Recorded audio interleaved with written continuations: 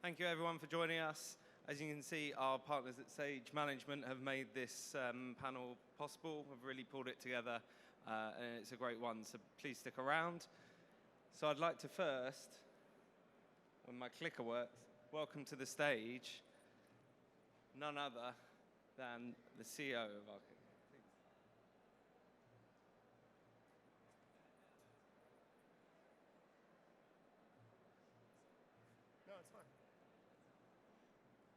Hello, my name is Scott Johnson. I'm a founder of Sage Management. For the past 20 years, Sage has been identifying disputes and facilitating settlements of $4 billion.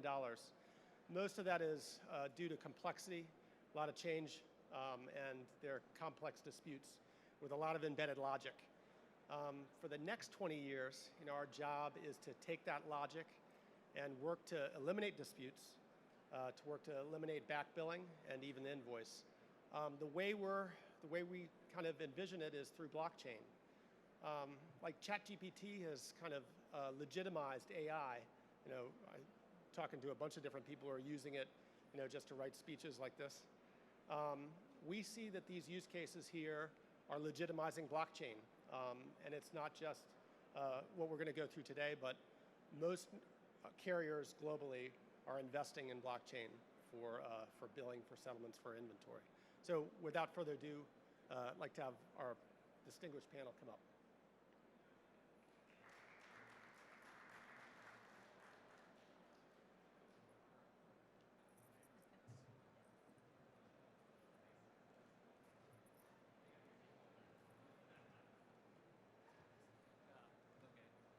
We'll have to sit by the names there. Jeremy, could you sit by the name? No, Jeremy, I think. I'll sit for you. Yeah, you sit. Yeah, Tom, there we go, Jeremy. Yeah, that's it.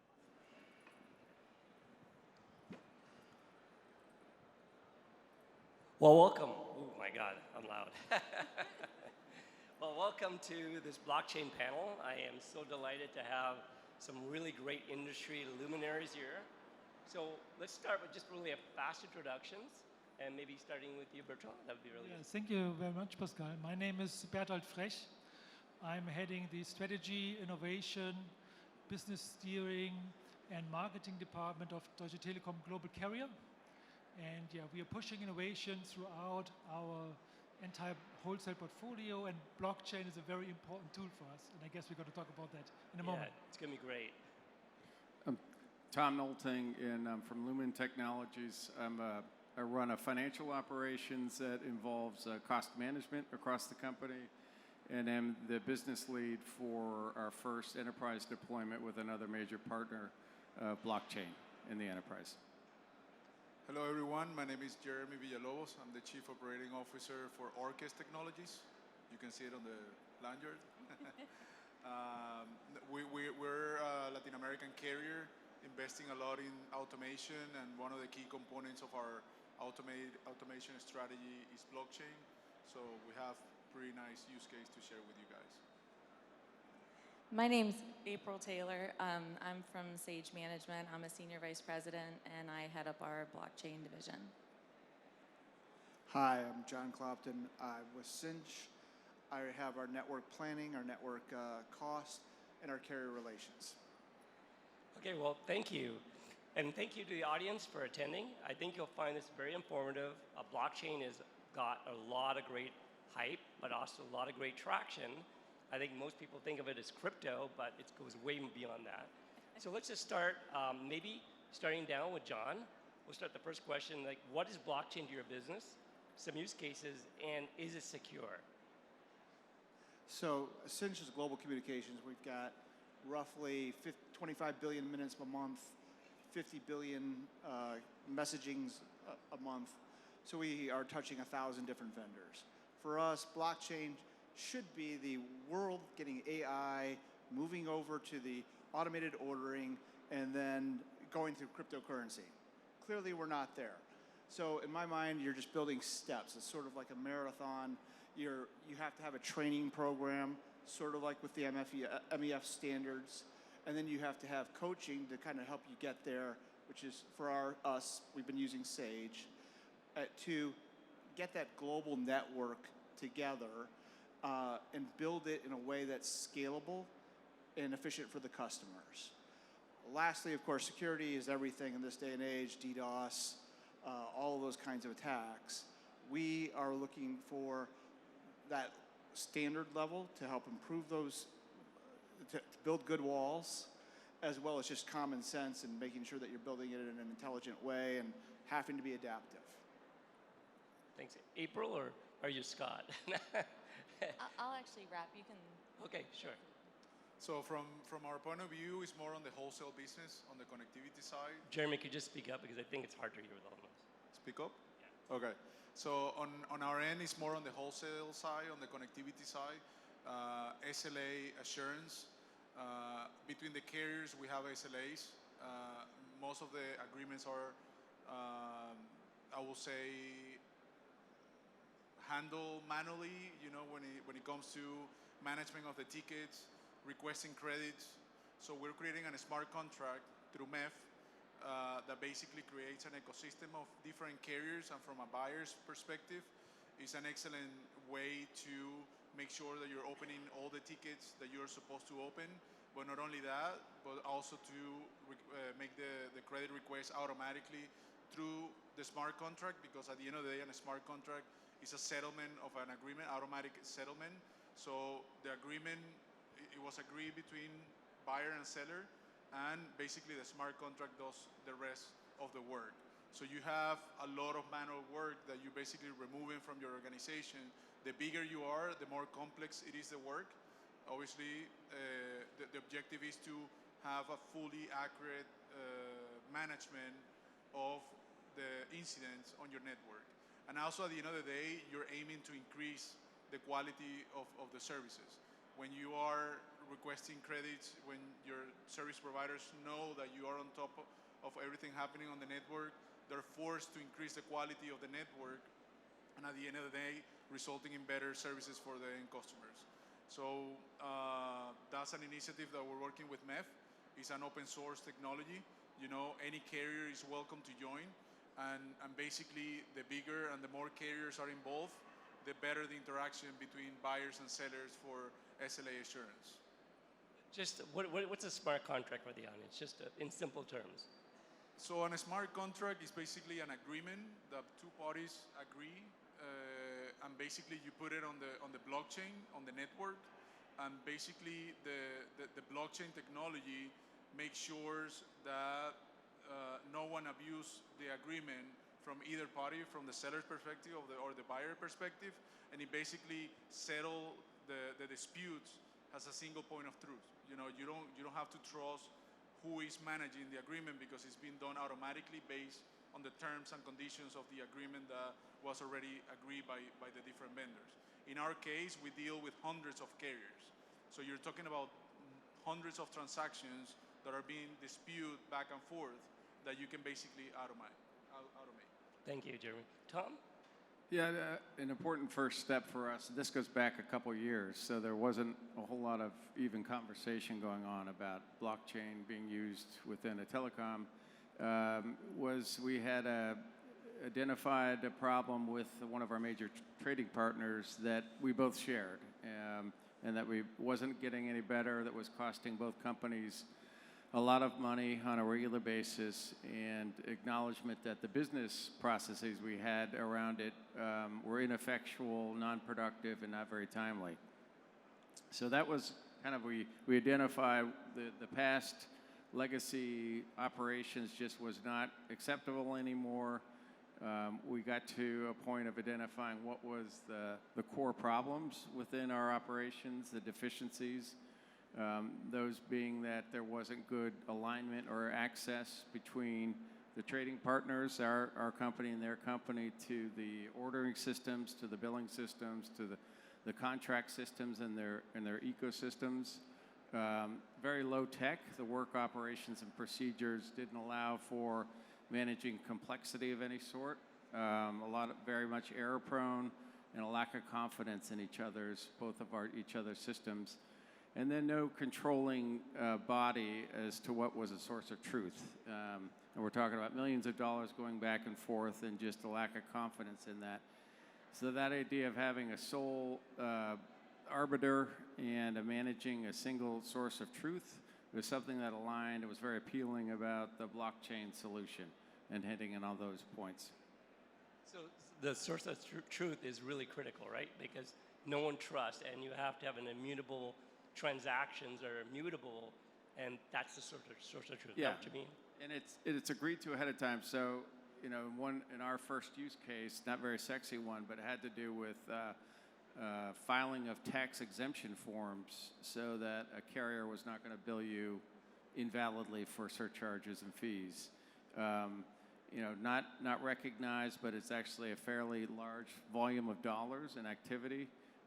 It's repeated on a yearly basis, and it's just zero value work to both companies. You know, there's negative, if anything. So the accelerated path to get to a single source of truth is you use the blockchain as recognizing a digital asset, that asset being an exemption form, and acknowledging and both companies, the parties involved, recognizing what are the attributes, the metadata that's important to that, what's the verified certified data that'll be part of that tax exemption, and then when that's on chain, in real time, everybody has visibility and acknowledgement that that is a asset that we are recognizing, you know, so that we're certified, we're exempt in this case from being billed for taxes.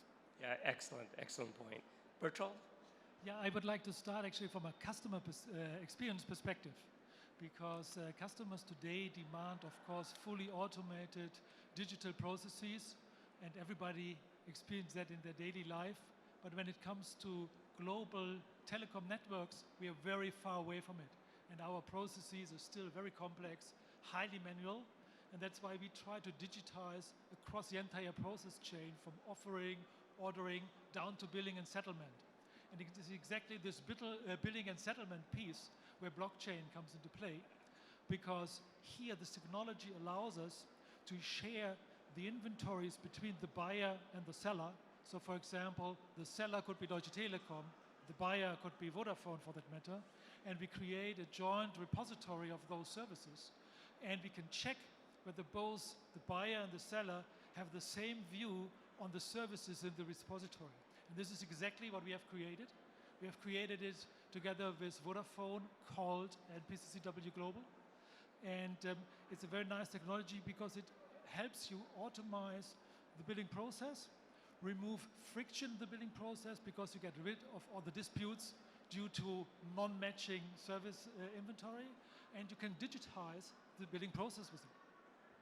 So that's an excellent point, but is it the order process that goes in and then gets transactionalized through the blockchain and codified? Or is it is it inventory? You said inventory versus the ordering. Like, can you help explain that a little bit? Sure. So what we do is basically we take the systems from each of the participants, and via an API we upload the services inventory into the blockchain. So to stick with the example, Vodafone may use an API to upload their services into the blockchain. We do the same on our side, and then with the help of smart contracts, we check whether we have identical service repositories or whether there's a mismatch somewhere. And a mismatch could be, for example, that the address does not match, or the bandwidth does not match, or the start of the billing date does not match. And if we identify such a mismatch, we can sort it out before the actual billing run, and thus remove the friction that we then otherwise would have running through a dispute process. Makes total sense now. April, you're in the cleanup round. Yeah, so just to kind of wrap that up, our goal with all of these blockchain use cases is to take the validation point from 90 days after install all the way back to T0. So you know on day one exactly what the value is of that transaction, whether it's an SLA or a billing and settlement order. And then just also to comment on the security perspective, there are so many options for how you can design your blockchain solution based on what your priorities are. But even the U.S. federal government, the Department of Defense, is actively using blockchain in their ecosystem, and they have the highest security needs of any entity. So I do think that there is a solution for everyone who wants to go into a blockchain. So someone maybe describe, just for the audience, just to make simple. So a blockchain is really a distributed database, or database that's always in sync between all the parties, right? You put something in, it propagates throughout, right? So just to keep that clear. And then you can do many use cases as we described.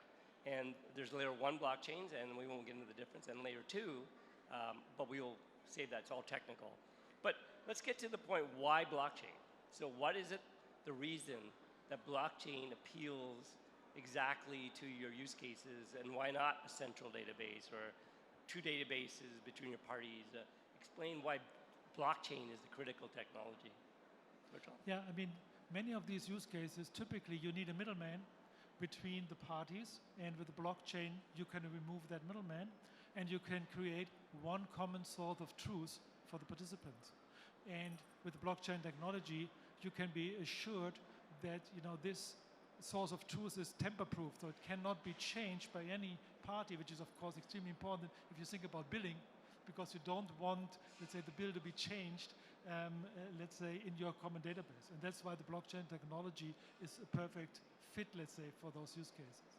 So is it really secure when you make that the single source of truth that can't be modified? So the security practices on that blockchain, can you explain a little bit when you make that statement? Sure, I guess there are 2 aspects of security. First, there is, I guess, the inherent security of the blockchain as such, as the different blocks of the blockchain are tied to each other. And if one of the blocks would get changed, actually, it would not synchronize anymore, let's say, throughout the chain. But then there's, of course, also the other security aspect, that you want to make sure that who has access to the blockchain, do you have measures against intrusion and these kind of things. That's why we run through an extensive privacy and security assessment, as we call it, to make sure that all aspects of security are taken care of. And so with Deutsche Telekom, your security teams validate this and check into it and says, give thumbs up. Exactly, and in our use case, actually we had 800 different elements that were tested. So it's really an extensive process we run through. And with that, of course, you can then be sure that it adheres to the common quality standards, let's say, that we have throughout Deutsche Telekom. Got it. Tom? I was going to say, it's not unique to blockchain to have digitized data. There's a lot of transformational programs going on right now to move contract lifecycle management, ERP transformation, inventory data. So that isn't one of the only value proposition within blockchain. I think it has to do with where you've got multiple parties in a buy-sell or supply chain relationship that are having to negotiate and agree to terms and decisions, and having the capabilities within the blockchain to predetermine what those decisions are going to be. And codify in the business logic and the business rules, we're going to refer to this, and this is going to be updated, and everybody's going to have access to it, transparency to it, and that will be our source of truth. As artifacts of contracts come out, as ordering data come out that is changing all the time, it's already been decided that when we get to that point, this will be the point of truth and the attributes within that asset. So those little, and then you look at that formula, and there's all sorts of problems that solves, that same repeated solution type. But when you say codify by definition can have bugs. And who agrees on the logic? So does your multiple parties, commercial people, different persona types have to agree that logic is correct? And then how do you know it doesn't have some bugs in it that causes it to misrepresent? I would think that'd be a question. Yeah. I mean, I know a lot of the rules are well known. It's kind of industry knowledge. You've got a disconnect order, and you're looking at the FOC date for the disconnect order, and you want to make sure there wasn't a reissue of that. Some other rules and outliers that you got to manage around. So it's sort of a common mutual understanding. These rules are going to need to apply, so we don't have to have people involved. That it's going to be able to manage through those operational complexities. that makes sense. Jeremy, you have any more thoughts? So from our point of view, it comes from the digital transformation objective to evolve your business depending on what you're trying to achieve in your particular vertical or what you're doing as a business. Our goal is always to streamline the business processes, stay away from traditional bureaucracy between the different departments. And one of the biggest challenges that we have as an organization is how can we find a technology that is not within our systems, that is not in-house, that can help us find that single point of truth, that no one is altering the data, everything that is done with the smart contract gets registered, and blockchain was the answer. You know, you hear the word blockchain and you feel that, oh my God, that sounds so techy, but it's not really that complicated. There are specific objectives that you can achieve through blockchain, especially in our case with a smart contract, considering the amount of tickets, the amount of issues on the network, and at the end of the day, the credits. You know, you're entitled to credits according to an SLA. So if you're entitled to credit and you're not claiming those credits, you're leaving money on the table. We're running a business. So it is our job to make sure that we're claiming those credits. So when you're talking about hundreds of tickets, hundreds of outages, and you're only claiming 20% of those, you're having an issue on your company, on your organization. So blockchain, what it does is basically assures you that your agreement between your provider and yourself is being enforced 100% of the time without having any person doing any manual work. The objective is not to remove the human interaction. The objective is to create efficiencies. And we tend to run inefficient business. You know, let's be honest. The telco industry is very old school. We need to advance faster. And blockchain is one of the tools, is one of the bridges to get us to that other side, you know, and keeping the trust in place, enforcing the agreements, and basically automating something that is done manually today. I'm 100% sure that in the near future, blockchain is going to be a key component of any organization in different aspects of the business, not only for smart contracts, there are different use cases, but it's going to play an exponential role in any organization. Okay, thanks, Jeremy. So a question for you. So SLA, so what is the problem that you're trying to solve? So there's SLA credits that are deserving, like trying to be transaction between two providers, correct? Or is that to the customer, mainly to two providers, right? And you're trying to settle on what is exactly that performance? So in the case of the wholesale, you got the carrier providing the solution. We're a Latin American carrier. I'm selling to Deutsche Telekom. They have a customer in Argentina, so I'm giving them the access into Argentina. That service goes down for 24 hours. You know, yes, it gets resolved, they get the RFO, and then we forget about it. So the blockchain, what it does, it creates the ticket, it measures the time the ticket was open, it measures when the ticket was closed, and then automatically does the credit request. So Deutsche Telekom is going to make sure that I'm giving them the rightful credit that they deserve because of that outage, and I'm going to make sure that my network is working good because I don't want Deutsche Telekom to do another credit request. So at the end of the day, you're resolving two issues. You're raising the standard, you're raising the expectations and the quality of your network behind, you know, the customer experience. And Deutsche Telekom has a peace of mind that whatever is happening on their network, they're getting their credit according to the SLA, which is an agreement established behind every service that you deliver. Yeah, that's excellent. It's a great use case for automating that process, and blockchain is a great example of a technology. April, do you want to do the cleanup round, or John, you want to go next? So when you're talking about these things, you have humans, and humans make mistakes. One of the things blockchain does is eliminate a lot of those mistakes before they get through to that actual payment. By validating all the order and kicking back that you didn't have the right PNUM on one order, or you didn't have the VTA correct, you get to see that before flows through. Then you have the intricacies. Tom mentioned the taxes. There's like 3 billion taxing bodies across the world wide. And they, like USF is 30-something%. So they're real dollars that have to be made sure are working ahead of time. And a blockchain has that. Is that filed? You can put it. Your tax department is happier because they can put it in one spot. And it can flow through to the all of your vendors through their APIs, because everybody has an API, and they're all different. And then you've got the ASRs, LSRs, the various different ordering forms between thousands of carriers. All of those intricacies can be built within a standard that you then are taking away a lot of those intricacies.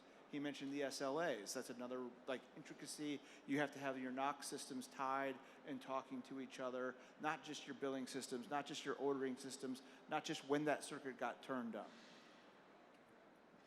And just for our use cases, our main goal is to eliminate disputes. There's a lot of time, resources, energy that goes into settling disputes. And typically you end up settling for cents on the dollar years after the mistake was made. So instead of going through all of that process, we're able to upfront enable mutual endorsement. So both the buyer and the seller are agreeing at the point of the order what that service is going to cost. And then it goes on to an immutable ledger, which is the blockchain. So there's no disputes on that amount. And then in the SLA use case, their scheduled maintenance was causing a lot of disputes.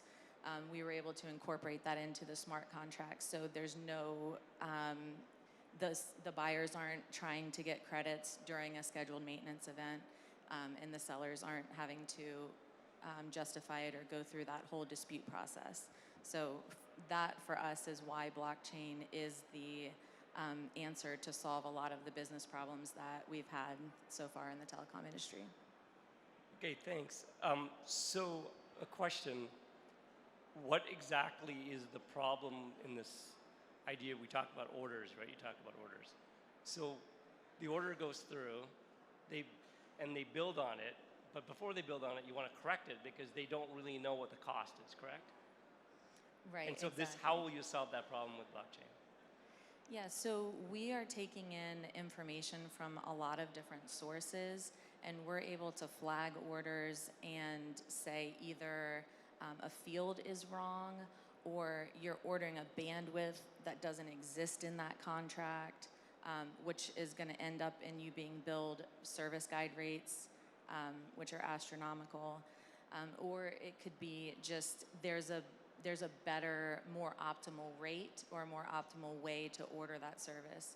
So we're flagging all of those scenarios up front, and so that error or subprime rate never actually hits an invoice. So, so this is done in the code itself. It's not like some human being is doing it. This is in the smart contract codified with analytics that are actually analyzing this and picking it up correctly, right? In the past, it was people trying to figure this out, right? So this is, again, automation. So I think the key point is automation is not just about APIs, which I think the last session was about. It has to, APIs and blockchain together work now, very synonymously, and that's very important, correct? Do I have it right? Okay. Absolutely. Okay, perfect. Good. I see some, I got this one right. Okay, so let's talk about MEF. The last session, we've been working on standardizing automation APIs between the carriers.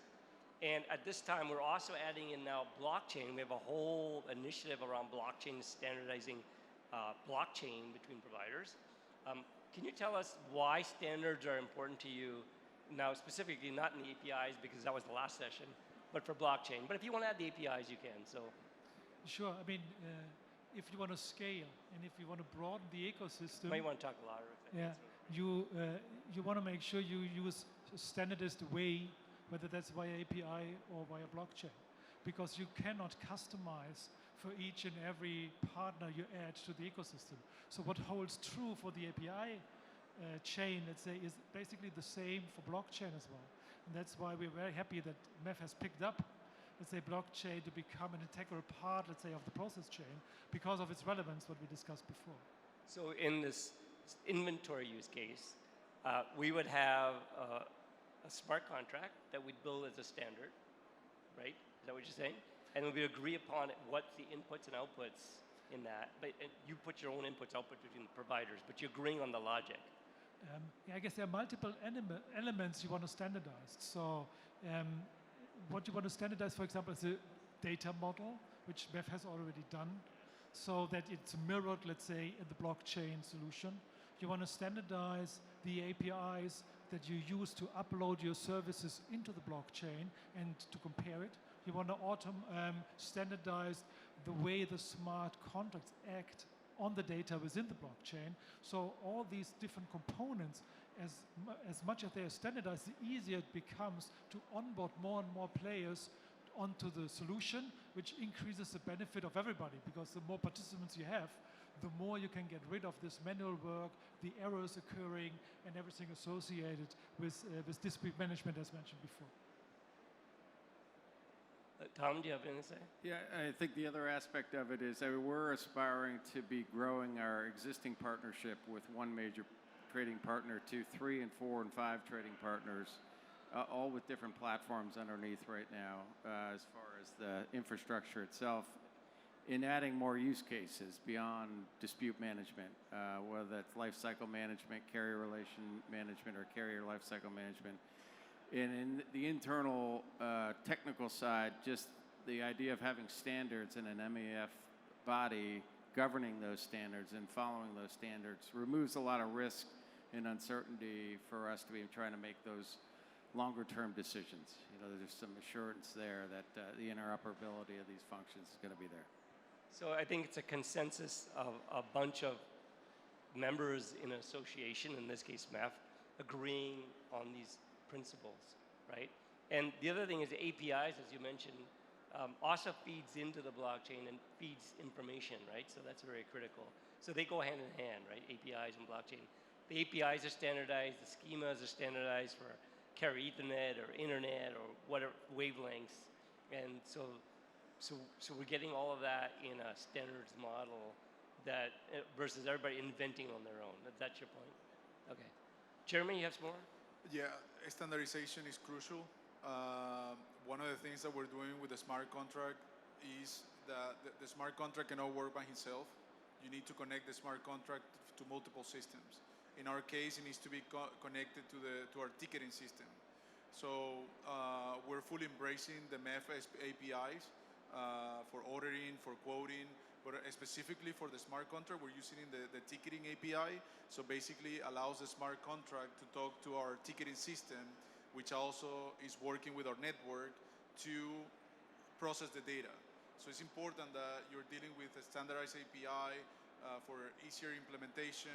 You know, you don't want to double work the things when you are connecting systems through API.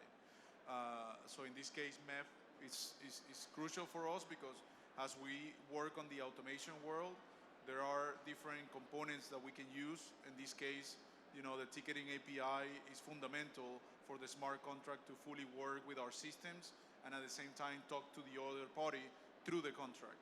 So, you know, it's a very important aspect of the whole blockchain technology because you needed to talk to your organization on whatever the purpose you're trying to achieve. It's important that it's fully connected to your systems. John, did you want to go? So when you're talking about international and doing a lot of international stuff, having a standard to aim for is critical with getting to increase your ROI. If you had to go build every single one for every single country, that would just be too costly, expensive. A standard that gets you 90% of the way there is fantastic. I kind of find it like sort of the college application process. When I went, there was like you had to like fill out a different one. Now there's a common app, and that you can apply to 15 different schools with one app. Maybe you have to do an additional essay or two. That makes it a lot easier and a lot more efficient, which is why there's like 20 apps for every college kid these days. As I had a freshman in college, so yeah. That is actually a really good analogy. I like that. And what we found to the audience, what we found was in even the API, why we standardized was everyone was building their own proprietary APIs for all this workflow. And it was crazy. It became this n-squared spaghetti mess of, supporting all these various APIs and then have to do the updates. And so when we solved them with this, these MEF APIs, we found that, and it's got a large adoption. In fact, the report just came out today, an analyst report on this. But what we found, it really helps the carriers to only build once, invest once, and deploy in many scenarios. And I think blockchain, as we're seeing, all these use cases are doing the same thing. April, did you want to comment? Yeah, I was just going to say that what I like about the MEF standards is that they're built on the collective expertise of the industry leaders. So it's not an if you build it, they will come. It's boots on the ground, people in a room figuring out what the need is and how to best meet that need. And I think that's critical to this process. Okay, thanks. Audience-wise, who's your coming in to take back to your company as a blockchain expert or a little bit of knowledge about blockchains? You're attending the blockchain session. Is just informative, or you got a project? Can you raise your hands? Anybody's looking at a project or thinking about a project? I can't see everybody. So basically, just basically informative.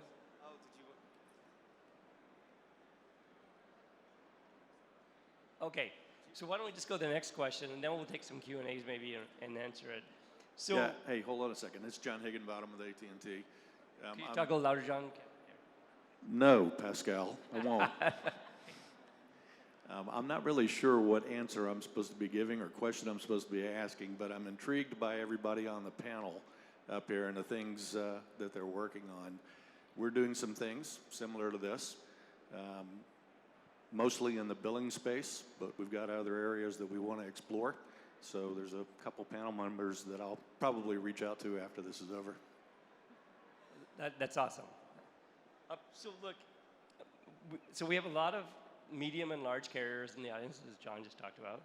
And what would you give them as advice to bring back to their companies? Now, I asked the question, it doesn't look like there's only one or two. But let's just answer, like, why blockchain? What advice do you give? Obviously, the audience is here to learn something, so maybe we should answer it that way. Yeah, maybe I get started. I think one advice I would give is that don't be afraid of the term blockchain and the technology behind. It sounds maybe more complicated than it actually is. Our experience is that implementing it from a technology perspective is sometimes even the easier part, but making sure that the rest of the organization, the different parties involved understand what you're trying to do, get them on board, sort out all the legal, regulatory, whatever aspects you have to cater for. This is sometimes even harder than just implementing the technology, which is already pretty advanced. Right. Yeah, we're excited right now inside Lumen. We've been at it for 2.5 years, but in the last 9 months with our major trading partner, it's been mutual business benefits that have just gained momentum significantly. And we've needed to make compelling cases with internal findings to attract the investment. So that business case is something that I think is going to just continue to grow. I'd very much be interested in talking with anybody who's listening to this that has an interest, thinks their company has an interest in getting into ecosystem that we've already got established for carrier billing and dispute management. My suggestion will be to join a community. MEF is an incredible community where you have all type of service providers. Whatever the purpose or whatever the objective that you have, if it is to embrace automation or to explore blockchain, having a community with different profile of service providers is really important because you get to explore and understand what each one of them do.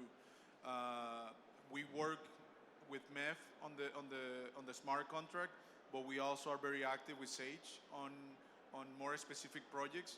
And we found Sage because of the community within MEF. So it's very important that you are actively participating in, MEF has a quarterly meeting 4 times a year, and we get to discuss not only the API standardization, we talk about, the use case, there are active projects going on, and you get to truly evaluate, the benefits of each one of the technologies. I didn't know anything about blockchain.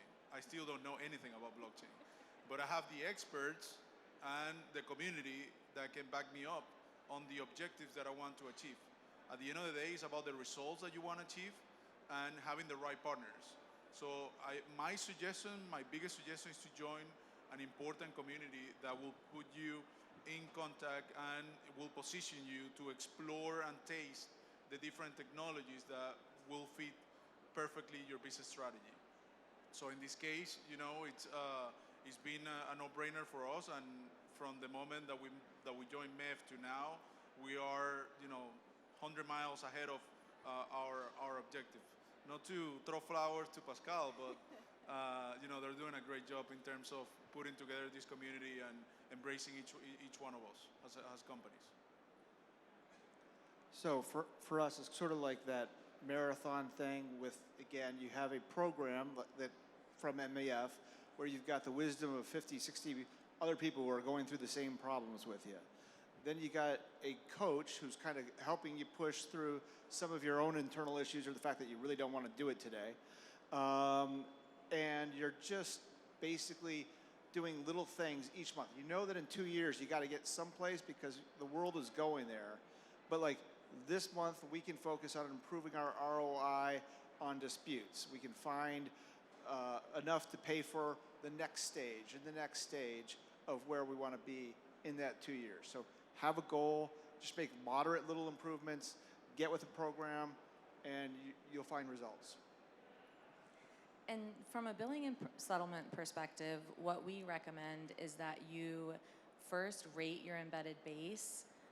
The beauty of blockchain is that it's immutable, but what that means is that you don't want to throw junk on a blockchain, right? You want it all to be optimized. You want it to have the correct rate.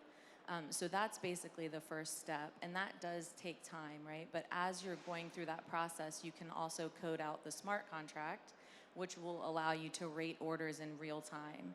And then that leads to mutual endorsement, which leads to blockchain. So those are some of the steps that we take for our clients to get them in a position to where when blockchain comes, because we obviously all believe it's coming, you're ready for it. You're not going to be in a position where you have to throw junk on an immutable ledger. You're going to have everything clean and prepared and ready to go for when that's what the industry standard is. So how much more time do we have left? It's taking 32 seconds. Is that about it? I'm not sure when the session's supposed to end. Does anybody know? Yeah. About now? Okay. I do have one statement, though, I think it's real important is I think most CFOs are concerned about putting their records on a blockchain, right? So data sovereignty is a big, big issue. I won't spend a lot of energy because we're running out of time, but there are now solutions to solve that, correct? Does the panelists agree? Do you believe there's a way of solving that? I mean, it's called zero knowledge proof and zero knowledge EVMs. We won't get into this. But in 2022, we now actually have, and it's all being standardized, how to do this data sovereignty problem. We could do a private blockchain, you could do public blockchains, and in public blockchains is a way of solving this problem. I guess we're running out of quite a time, so I want to thank the panelists. I want to thank all the audience for attending, and if you have any more questions, just grab one of the panelists or myself. Thank you. Yeah, and actually we'll be in room 4019, several of the panelists, since we don't have time for Q&A, so we can meet you there. Thanks. I'd like to thank Pascal for moderating. I'd like to thank all our panelists. I'd like to thank Scott Johnson and the whole Sage management team for uniting this panel and bringing it together for everyone here. I know there's a lot of takeaways, and if you're looking to put the business case for blockchain forward, I think there's plenty to go on here. So please reach out to the Sage management team and stick around for the next session as well. Thank you.